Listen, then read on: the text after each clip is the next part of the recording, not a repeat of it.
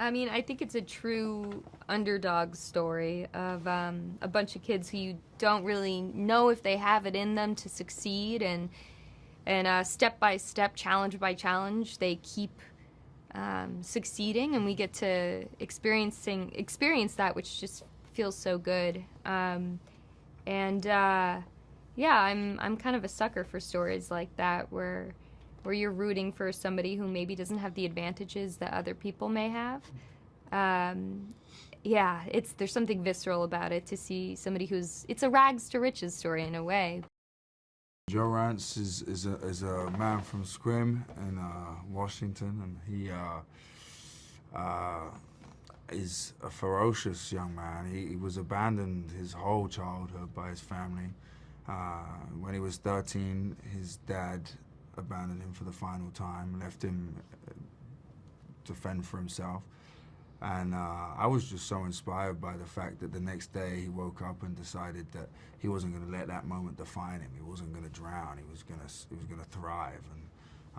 And that determination, that grit, and that energy, I just fell in love with, you know. And to be able to do that at any age is incredible. But he was 13, almost 14, and you know, before he joined this boat, he managed to get himself into university. He always wanted to better himself, and that drive was something that I responded to and felt inspired by. And then he joined this boat, you know, and he had to learn how to be part of a team, not only be a part of a team, but to surrender his individuality, and instead of being one of 8, he had to become one with 8.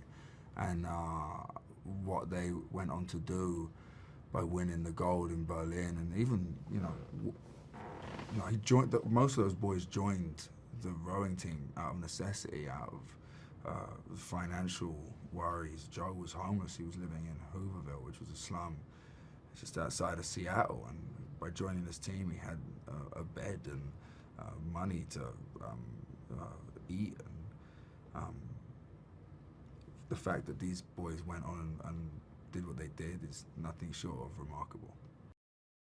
I'd been a fan of George's, of his acting work and films that he had directed before going into this, and I was excited, but I was kind of nervous. But then meeting him for the first time, he was just the most generous, genuine guy, and as a director, he was just a complete leader and professional, but he also knew how to really take joy in the thing he was doing, which kind of allowed everybody to feel more at ease and take joy as well, and I think that translates onto into the film.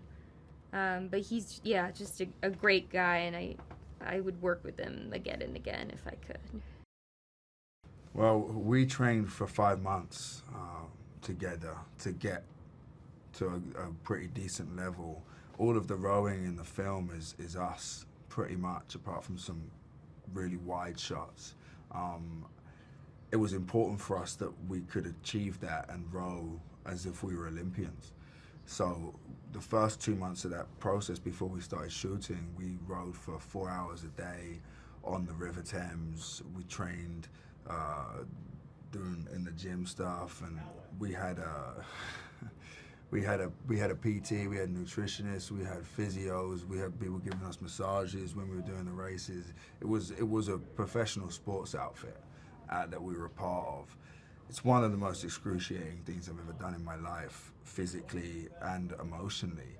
I remember going back to my house and getting in the bath after rowing, after like maybe 6 days, and I could barely move, and I knew that the next day I had to recover to get back in the boat with the guys. You know, there's a responsibility that you feel, and you don't want to be left behind, and there was this competitive nature to the thing that we all had that drove us on to succeed.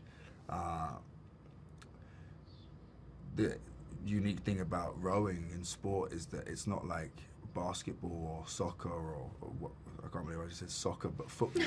And where you can have a star player and that person can win you the game with a moment of genius. This is about being uniformed and regimented and together. It's almost like being in the army marching, you know. You have to surrender that individuality. And that was hard for us. We'd learnt a new skill, which was rowing, which was hard enough. And then we had to mold ourselves into one. And you know, the whole thing's about the boat. The main character's the boat, and the book's about the boat. You know, we have our story, but really it's about what happens in this boat and where that boat goes and what that boat does. And I just found it so, at the time, difficult and excruciating and painful, but also without those hardships, it wouldn't have been as rewarding and exhilarating when we did get that 46 strokes per minute. Right towards the end of the shoot, and we created a bond for life, us guys. Joyce sort of followed Joe to college, but they'd been childhood friends, yeah, she grew up in a pretty domineering household with her mother and her father. Her father was a pretty hard worker and showed very little affection. In the book it said just to their dogs, but not to any of the people of the household. Her mother was very religious, pious, stern woman, and I think she was craving, I think she grew up feeling very controlled, and she was feeling trapped, and I think Joe offered some sort of freedom and light and joy in her life, and she really ran with it. She leaned into that relationship, and then there's this really beautiful romance that develops, and then they stay together for the rest of their lives, but you really see the beginning of this beautiful relationship in the movie, and then they get married in real life. In the book they get married on their graduation day, a year later, and then they spend their lives together.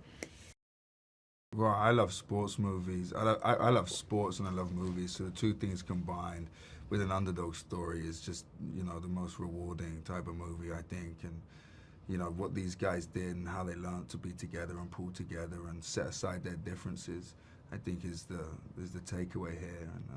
And, most people in the world just want to get along, and they love their neighbor, and they want to see their neighbor do well. And that's what these boys were able to do, set aside their differences and be part of a team and achieve something really beautiful when they did that.